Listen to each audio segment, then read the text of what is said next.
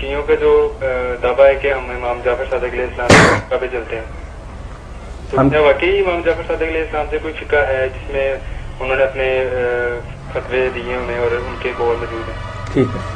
امام جعفر صادق رحمۃ اللہ علیہ کے بارے میں ان کا علمی مرتبہ اور مقام اور اہل تشیع جو ان کے فتاوا کو مانتے ہیں اس کے متعلق سوال ہے. عمران صاحب ان کے علم اور تقوی کو تو مانتے ہیں، ان کے سوال سے ظاہر ہوتا ہے ان کے علم کے ضمن کریں. وہ صرف پوچھ رہے ہیں کہ شیعہ حضرات جو اپنے آپ کو منسوب کرتے ہیں کہ ہماری فقہ امام جعفر صادق کی ہے، واقعی ان کی کوئی فقہ یہی سوال.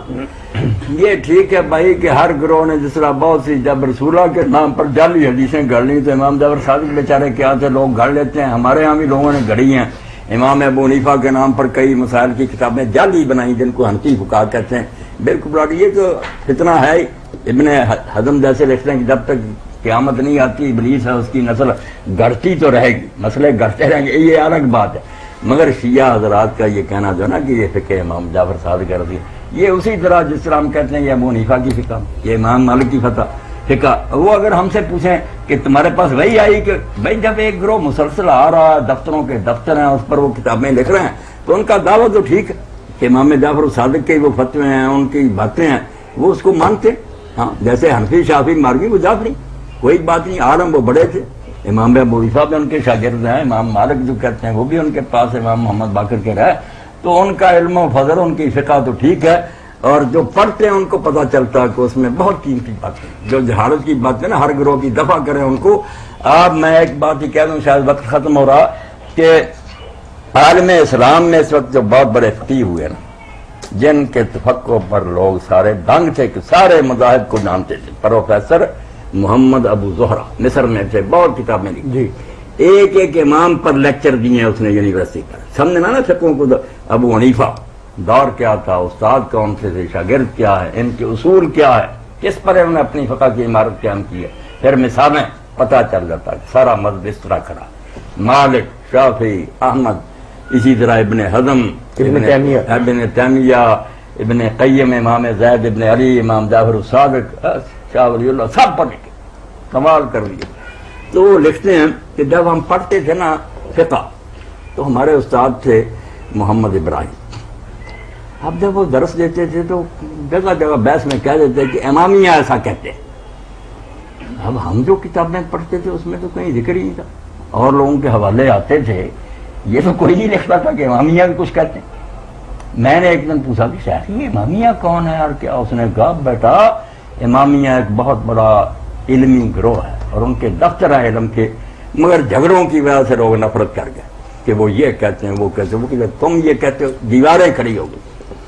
اب اس نے پھر ایک کتاب لکھی ہے احکام الموارث عند الجعفریہ، خود ابو زہرا نے. وہ کہتا ہے اس کے بعد مجھے شوق ہو گیا، میں نے پھر ان کا بھی پڑھا. اور وراثت پر لکھی ہے. سید مودودی جب گیا تھا رضب قرآن کے سفر پر سب مقام دیکھنے کے لیے جن کا قرآن میں ذکر، مصر میں بھی گئے، تو ابو زہرا نے پھر اپنے سارے دفتر دے دیے جو انہوں نے کتاب میں لکھی کہ میری طرف سے اجازت ہے آپ ان کے ترجمے کرائیں.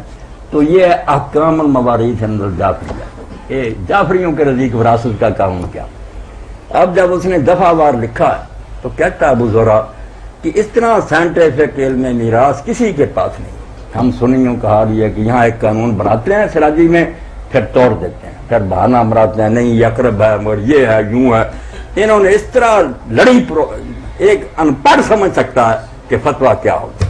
صاف سیدھی وراثت کی بات کہ 3 کلاسیں ہیں، ایک ماں باپ ہے اور اولاد ہے، خواہ وہ بیٹا یہ بیٹی، یہ کہہ رہے ہیں بیٹی کی اولاد ہے ذوی الارحام ہے، وہ کہتے ہیں کافروں والی بات کہ بیٹے کی اولاد اور ہے بیٹی کی اولاد. کیا کرتے تم مرد عورت کے فرق؟ بیٹے کی اولاد ہو یا بیٹی کی اولاد، قیامت تک اگر ایک بیٹی بھی زندہ ہوگی اور اگر ماں اور باپ میں سے کوئی زندہ ہو کسی کو نہیں ملے گا، نہ بھائیوں کو نہ چچوں کو، ان کی باری نہیں آئے گی. یہ سب سے قریب ہے اس کے ماں باپ اور اس کی اپنی اولاد جو پشتن ان کے ہوتے کیوں دوسرے لے جائیں.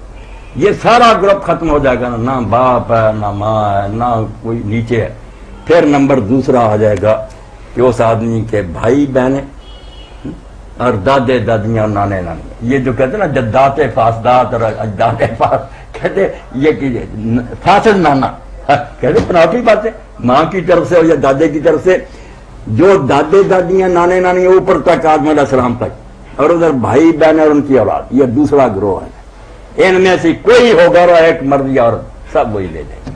اور اگر یہ سارے ختم ہو جائیں تیسرا ہے کہ پھوپھیاں اور چچے اور خالہ اور ماما اسبا. ہاں یہ اسباب وغیرہ کہتے سب غلط ہے. یہ تین باتیں جو نا تین گروہ والدین اور اولاد نہیں بھائی بہن اور دادے دادیاں یہ نہیں پھوپھیاں چاچے اور خالہ خالہ. اب ہمارے یہاں حضرت عمر رضی اللہ عنہ کہتے ہیں یار میں بڑا حیران ہوں کہ پھوپھی کی وراثت بھتیجا لے لیتا مگر پھوپھی کو کسی صورت میں نہیں ملتی. وہ کہتے ہیں عجیب اسی لیے سمجھتے ہی تو وراثت کیوں نہیں پھوپھی کو ملے. یہ ہے جو اس نے ابو زہرا نے لکھی ہے. کہتا ہے یار اگر جمہور مان لے تو اس طرح وراثت کا یہاں تو ساری عمر پڑھتا رہے مفتی بھی کتابیں ڈھونڈے گا کہ ملے گی جہراری سمجھ نہیں سکتی. یہ اسبات ہیں یہ زبل فروز ہیں یہ اتنا لمبا چکر ہے کہ دفتر لکھے اور پلے کچھ نہیں پڑھ. پرویز نے یار اسلم جہرات پوری نے مذاق اڑایا کہ یہ قانون بنا تھا قریبی کے ہوتے دور والا نہیں لے گا. اب یہ قریب والا بیٹھا رہ گیا دور والا اس کو نہیں یہ لے لے گا. مذاق کوئی بات نہیں ان سے بنتی. پرویزی ٹھٹھے اڑاتے شیعوں کو نہیں کہہ سکتے. ان کا علم میراث جو ہے میں نے مثال کے طور پر کہہ دیا. اب لوگ کہتے ہیں مولوی صاحب کا پتہ نہیں چلتا. پتہ میرا چلنا ہی میں ان چیزوں سے بالکل بالا ہوں. میرے نزدیک ظاہری ہوں حنفی ہوں جو بات دلیل سے کرتا ہوں. اچھا بھائی عمران بات واضح ہو گئی. جعفریہ پر عمران بھائی اگر آپ پڑھیں گے نا ان کے علم اصول فقہ ان کے پھر آگے جو قرآن سے استنباط کوئی الگ نہیں. قرآن سے حوالہ اسی قرآن سے حدیثیں باقی اسی طرح راوی پرکھیں ہیں. باقی ہر ایک آدمی کی بات میں کچھ صحیح بھی ہوتا ہے غلط جو وہ حد سے بڑھ گئے کہ یہ ائمہ معصومین سے غلطی نہیں ہوتی یہ بھی تجاوز. اہل بیت میں سے اور کتنے لوگ ہوئے زید بن علی کی فقہ چل رہی ہے دوسروں کی وہ بھی اہل بیت. یہ یمن سارا بھرا ہوا اتنی چوٹی کتابیں. ادھر ہمارے ہاں کہتے ہیں کہ حضرت امام مہدی آئیں گے اور عیسیٰ علیہ السلام نازل ہوں گے. حنفی حضرات کہتے ہیں وہ بھی مقلد ہوں گے ابو حنیفہ کی فقہ کی پیروی کریں گے.